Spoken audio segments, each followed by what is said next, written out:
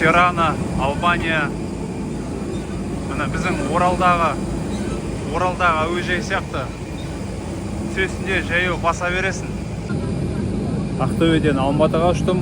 Алматыдан Анкараға ұштым. Анкарадан Стамбулға болдым. Мында бір сәтте ойлап қалдым, неге керек маған деп бар ғой. Себебі шаршатып жіберді кәдімгідей. Бірақ көрерміз қалай болатынын. Мұнда бір жақсысы ешқандай виза керек емес. Просто ұшып көресіз де кіре бересіз, болды. Жергілікті ақшаға ауыстырып алдым. 1200.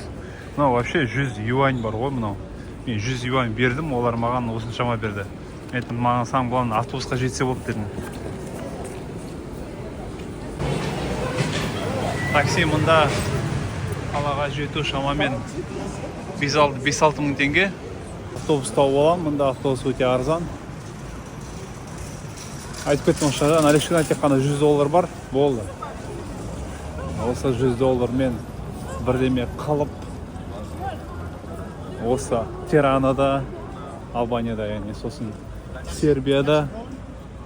Бас. Міне автобус. Бас. Осы қалаға жетіп қалғанда мен остановкадан түсем. Маған уже хостелдан жазды, осындай остановкадан есімі осылай деп. Сонан сөзін деп ары қарай түнгі 10:30 бір жерден интернет тауып картамен сол жерге жетіп қалу керек болып тұр. Қаланың орталығына келдім. Автобуспен шамамен 15-20 минуттай жүріп, автобус сондай қымбат емес, ішінде Wi-Fi бар. Мен шамамен 100 метр жерде хостелім тұр. Түнгі 11 біздің Оралда түнгі 3 болып жатыр ғой. Сондан қатты ұйқы келіп тұр. Так. Мында Албанияға көп ешкім келгісі келмейді. Мен бірде-бір қазақты естіген жоқ. Албания барғым келеді дегендей. Жаяу жүріп келдім. Хостелім. Дивина хостел деп аталады. Так, шамамен 3500 теңге. Қай жақтан кірсем екен?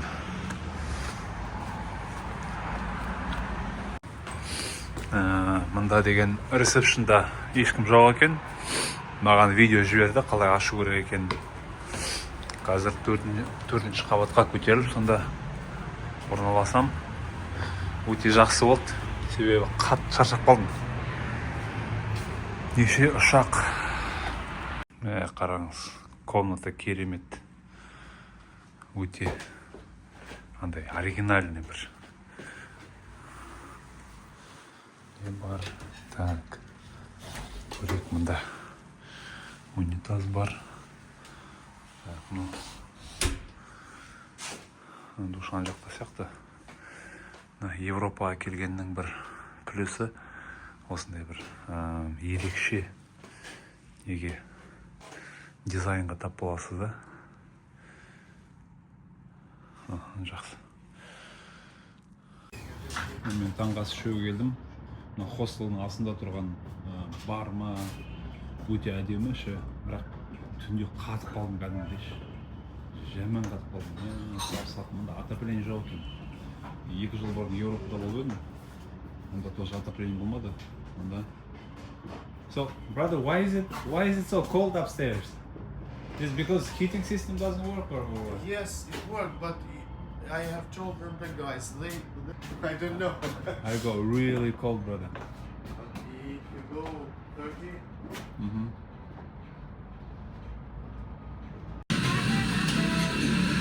€7-8 осылай таңғы асымды ішіп жатырмын. Furnace. You said Furnace, yeah? Fergus деп аталады екен. Қызық. Да, they flew away, oh my.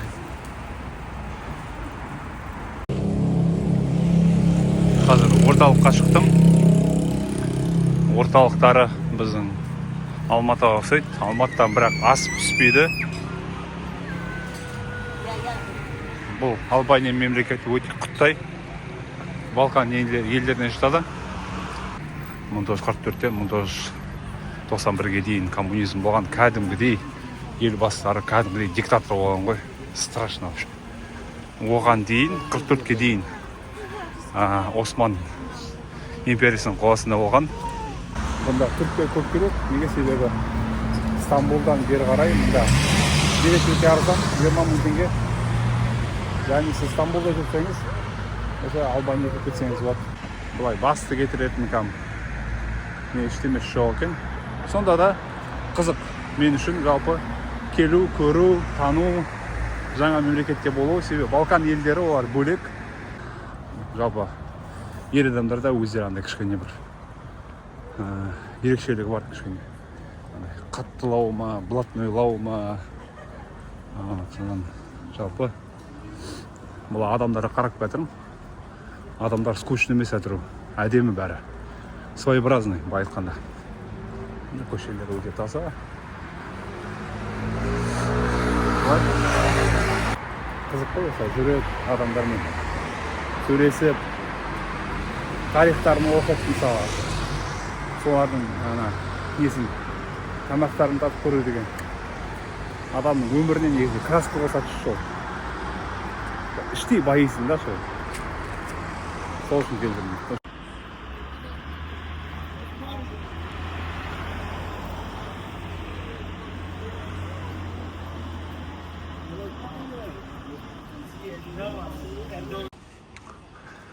Архитектураға мән беретін болсақ, енді андай Стамбулдың ар жағы бер жағы былай жақын жерде тұрғасын, ел қалалар бір-біріне алыс болмағасын, бір-біріне мына не ғимараттарға ұқсаған азын шоғын. Ер адамдардың түрлері осындай. Тирананың ең орталығына келіп қалдым. Мынандай ғимараттар маған давно не интересно.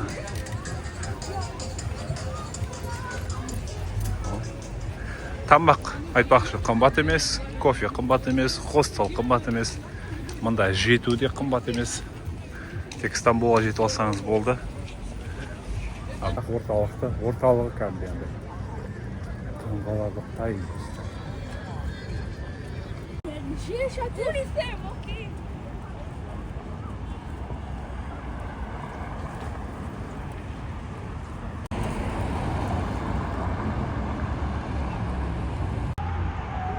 Осындай пирамидасы бар екен.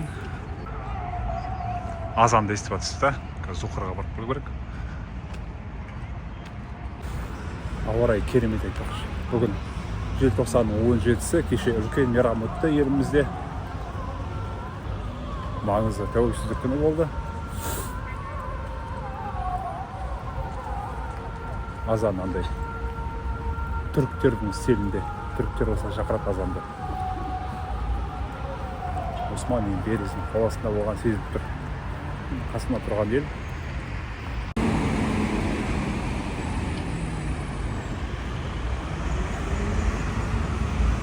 Айтпақшы, Албанияда 70% мұсылман, яғни басым көпшілік. Қалғандар христиандар, яхудейлер.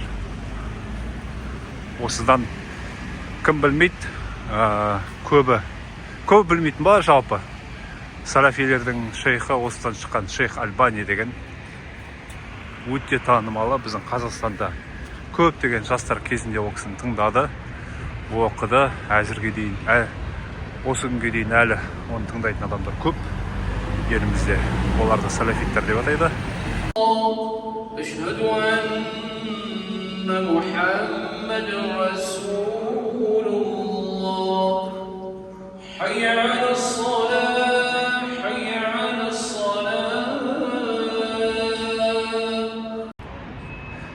Мына пирамидаға әрең асылдап міндім. Мына Тирананың ең орталығы. Көріпсіздер. Бір үлкен қала емес. Сосын небоскрептер өте аз. Жоқ деуге де болатын шығар. Неше этажым? 50-60. Жақсы бола қойсын. Небоскреп. Болды. Так. Сосын қаланың сыртында қателеспесем тағы да бар. Көптеген қызық жерлер бар. Мынандай террасаларда көп отырып асықпай албанецтер кофе ішеді. Байқағам қала бойынша асықпай отырып кофе ішіп отырады. Бұл елде бункерлар өте көп. 750 деді ма, 750 мың деді ма. Әйтеуір өте көп. Соның біреуі жалпы коммунизм кезінде 91 жылға дейін солардың елбасы әйтеуір диктатор болған ғой.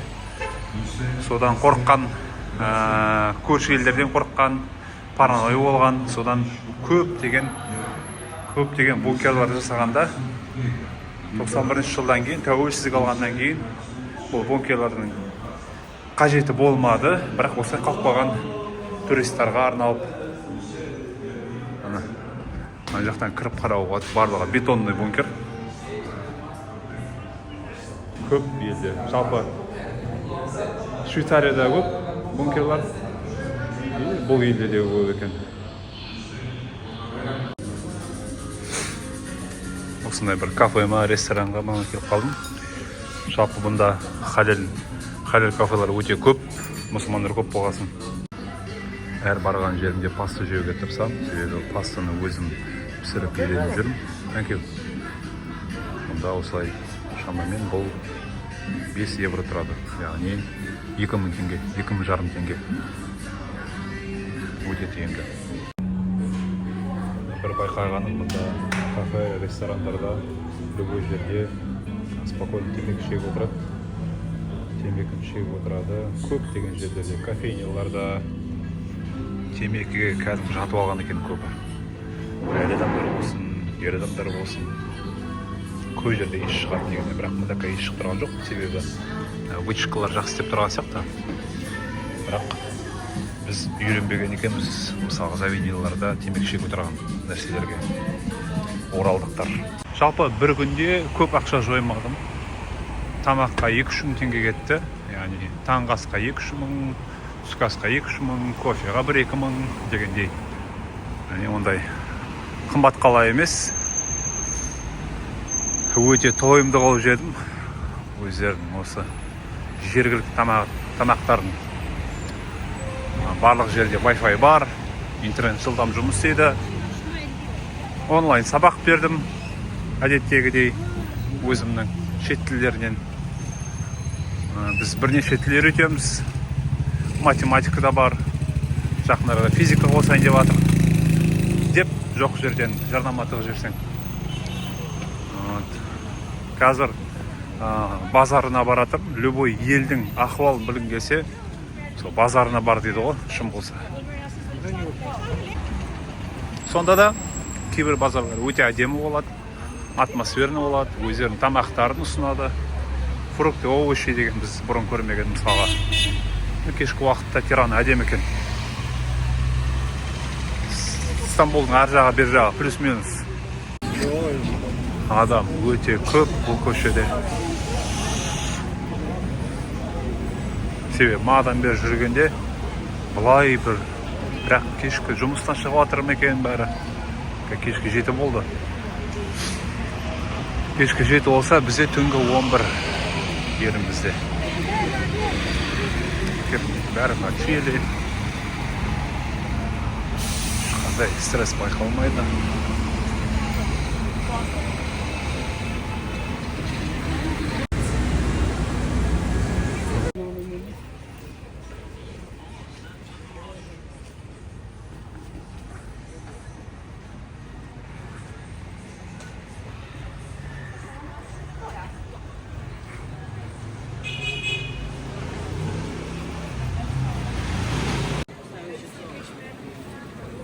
Бұл кешкі уақыттағы базар, кейбір жерлер мұнда пустой, тарап кеткен шығар.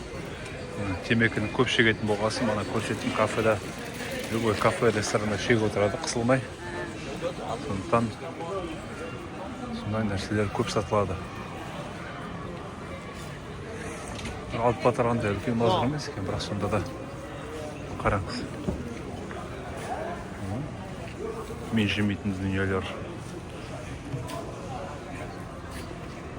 пайдалы нәрселер.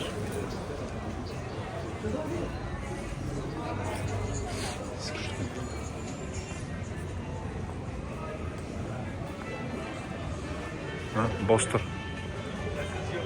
Барлығы орта бос, ажыта жоқ.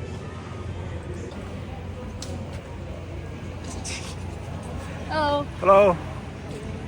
You speak English? Yeah. Yeah? Alright, cool.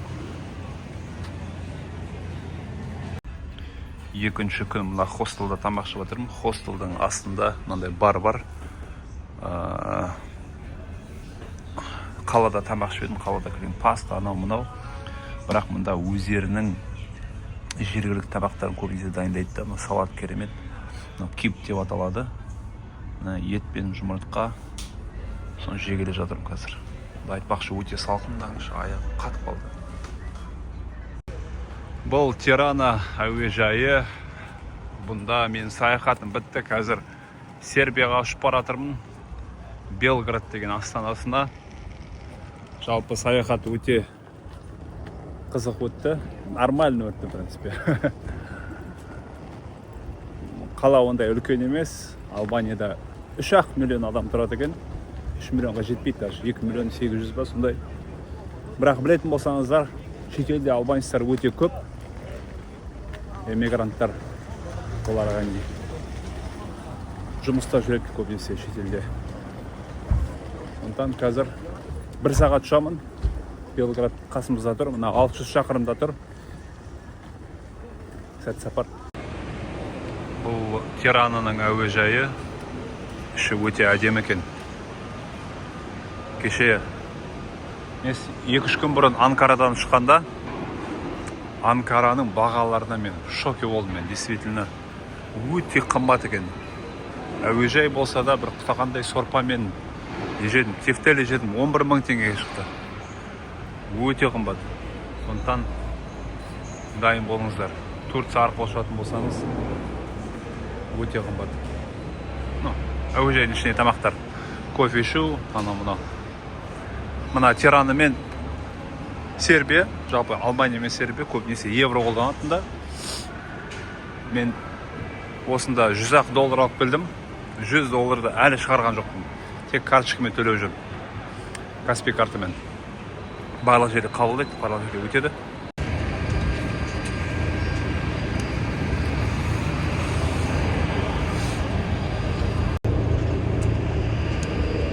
Бұл Албанияның таулары.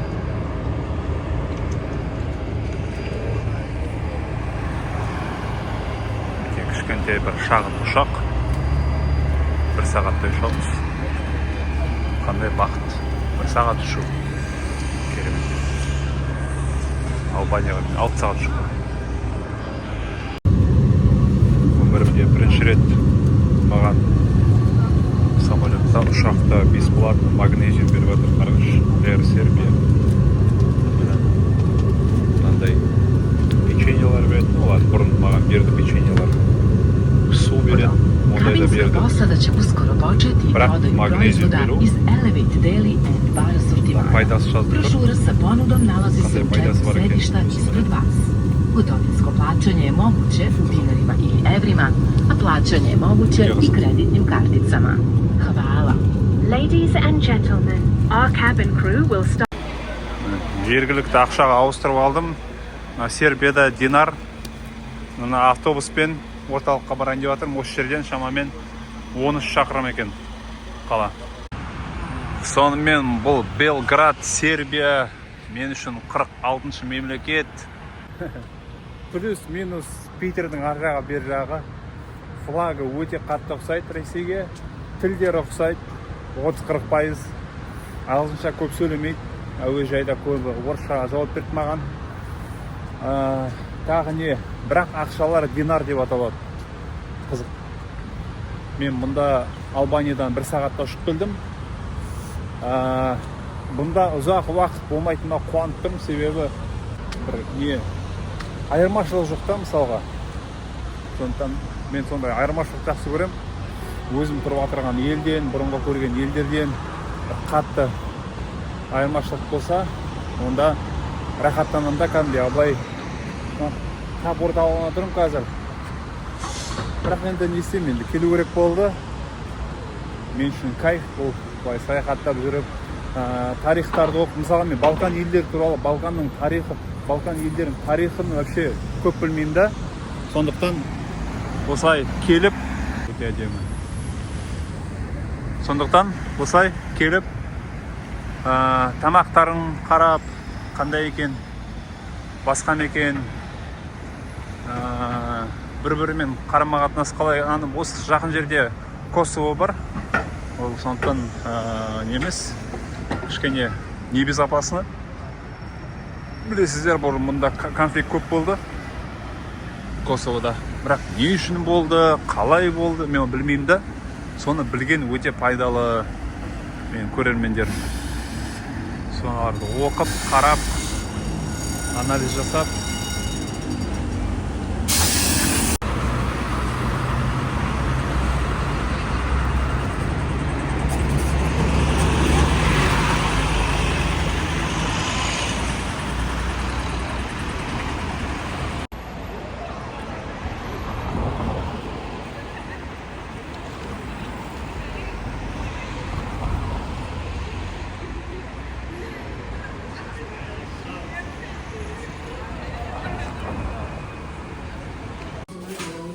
Белградтың орталығында менде қазір жергілікті ақша бар. Little bit spicy. Yeah, bit spicy. Beef. Yeah, okay, let's go with beef. Yeah. And one. That's all right. Do you have to have one more? What is that? Sweet and sour chicken. Is it chicken? Yeah. Ну, менде 1000 динарға шықты. Манго, керемет. Мынандай баклажканы бірінші рет көріп тұрмын. Так, мында деген не? Noodles. Мынау тауық еті. Мынау острый, мынау не острый. 1000 динарға шықты. Бас болсын. Қарным қатты ашып қалды.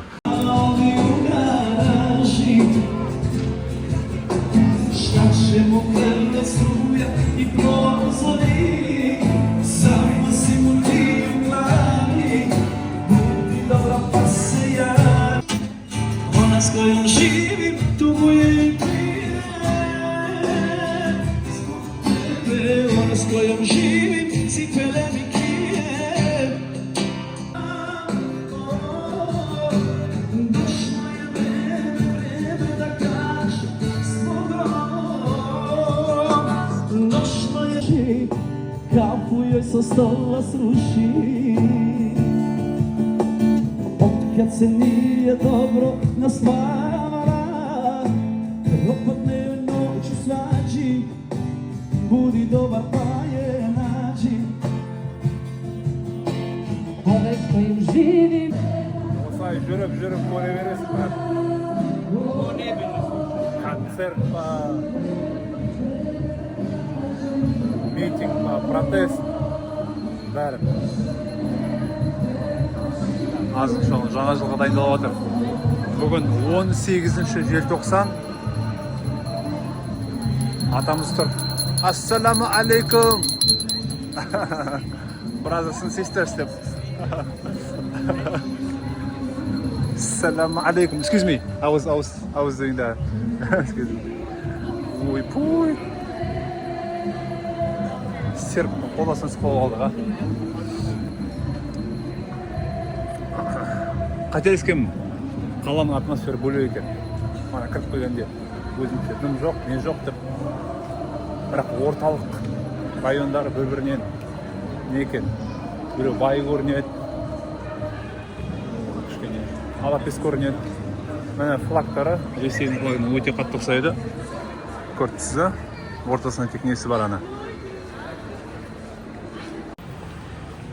Бір өте әдемі книжный кітап сататын жер тұр екен.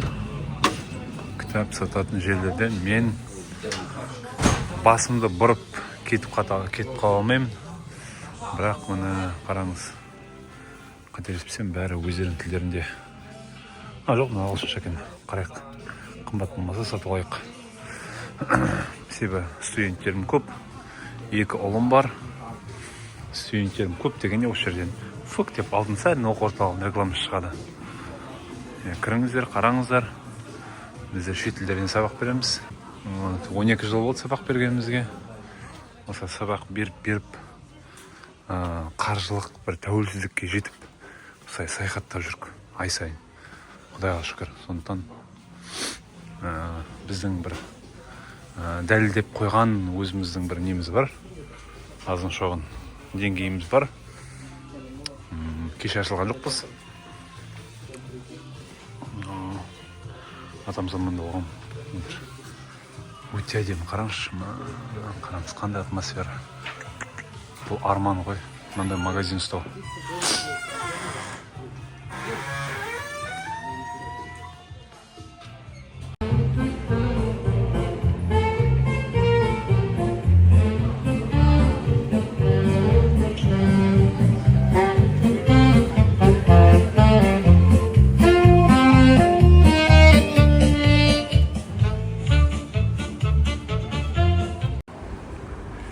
Белградтан енді видео ондай көп болмайды. Азын шоғын осылай. Қазір автобусқа баратырым. Мен әуежайға апаратын. Бұлай тамақтарын татып көрдім, көшелерден жүріп көрдім. Адамдар ұстап көрген жоқ мен енді. Бірақ сонда да бұлай бір нормальный қала деп айтуға болады. Тарихын әлі зерттеу керек екен, өзім қызығып қалдым. Алдында Қытайға барғанда Қытай тіліне қызығып, қазір Қытай тіліне үйреніп жүріп, енді осы елдерге келіп, Албания, Сербияға келіп, мен Балкан елдеріне жалпы қызығып қалдым, тарихына. Сондықтан үйге барып, мен асықпай осы Балкан елдері туралы оқып, оның тарихы, қаншама мұнда соғыс болған, қаншама не, мен оның біреуін де білмеймін қазір. Сондықтан дұрыстап, айлап жатып, оқып, өзім зерттегім келіп тұр. Себебі Америка туралы, жалпы Европа елдер туралы көп білемді. Өзім үйренген тілдерім, мысалы, француз тілі, итальян, испан тілі, мысалы, сол елдер туралы, түрік тілі, араб елдер туралы көп білемді. Бірақ, оказывается, Балкан елдерін біреуіне оқымаппын, қызықпаппын. Сөйтіп, үйге барып, ашып бәрін қарау керек болып жатыр. Бұл менің Сербиядан Албанияға ұшатын самолетім. Маған тағы да сәт түсіп, 2 орным бос, қазір ұйықтаймын. Бері қарай ұшып батырғанда, қай жақтан Анкарадан Албанияға 6 сағат ұшқанда, тоже қасында 2 орын бос болды. Құдай тағала онда бір шүкір.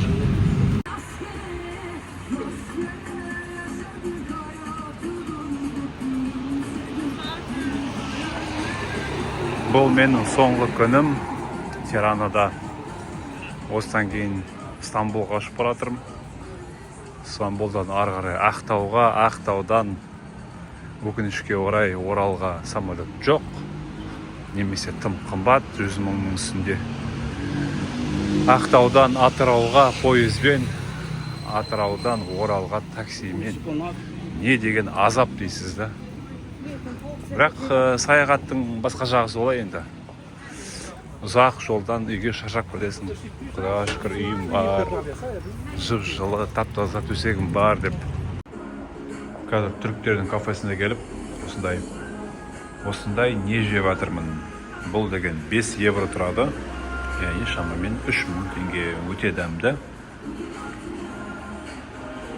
Wi-Fi бар мұнда айтпақшы. Мен любой барған ерге мене роуминг қоспаймын, осылай Wi-Fi бар жерде тек қана интернетті қосып жүремін. Это сколько? Сколько стоит? Атам заманда бізде осы есік алдына семешкі шағып отыратын еді, сатып отыратын еді. Сколько стоит? Он на видео может. Он? Tamam. Адамдар осын білет. Бізде бұрын дворға шыққанда осылай. Үлкен кісілер, балдар, шемшкі сатып отыратын еді. Мен де сатқан сияқтымын, что-то есімде жоқ. Солай, Албания. 2-3 миллион халқы бар. Бұрын Югославия тарағанда жоқ, Албания оның несіне болған жоқ, мүшесіне болған жоқ. Сербия болды маған, мен барған, кешке барған. Бірақ осылай бұрыннан көрмеген көрініс тошаны көріп жатырмын.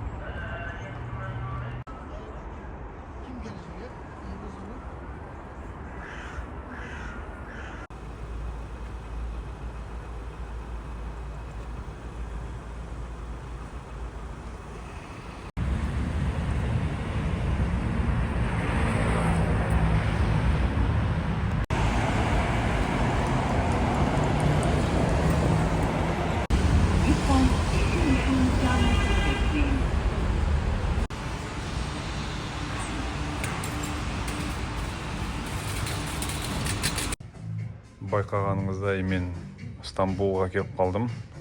Мұнда бір қызық үлкен. Оралда біз дәу дейміз. Нан алып келді маған. Өте қызық екен.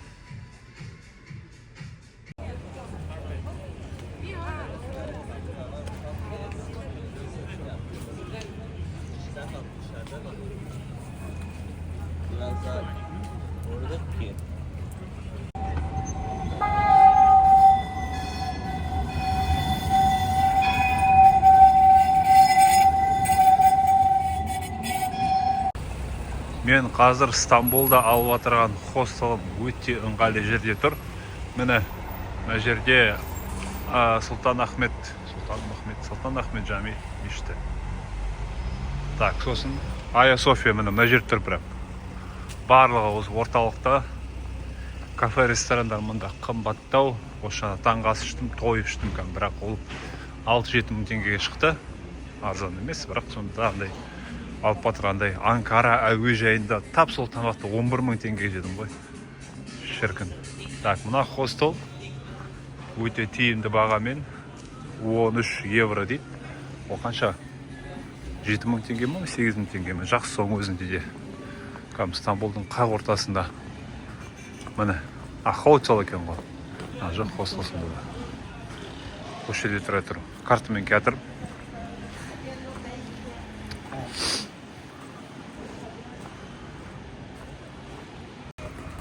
Агора гест хаус дейді. Осы жерде ішін көрейік қазір. Албания мен Сербия арағанда тәуірлеу есігінің өзі. Hello.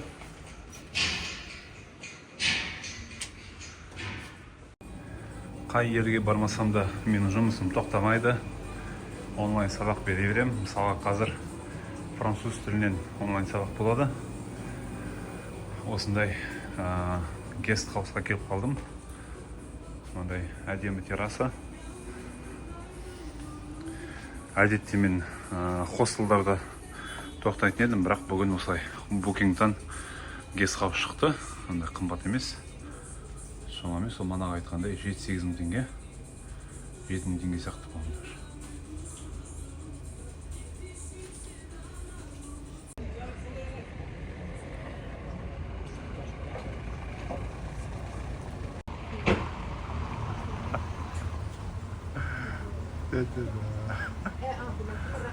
Столько стиля и грации. Знаете.